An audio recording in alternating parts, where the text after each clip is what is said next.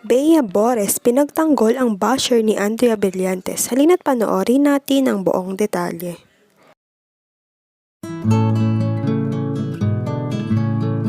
Bea Bores hindi mapigilan magsalita dahil sa inis niya dahil sa isang basher. Ayon sa kanya, hindi ko talaga tanggap ang mga gantong bashers. Please kung malalait kayo ng physical looks, gumamit na lang kayo ng dump account.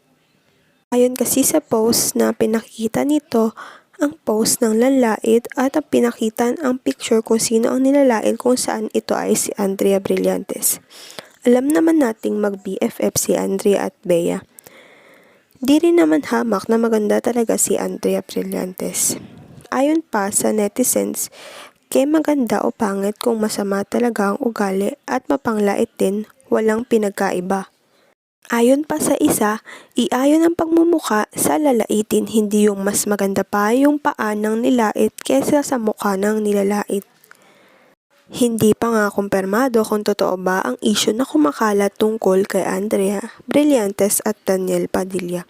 Ngunit wala pa rin namang nagsasalita. Ang katahimikan nila ay ang nakakabahala na baka totoo nga ang kumakalat na isyu. Sa ngayon, maghintay na lang tayo ng updates.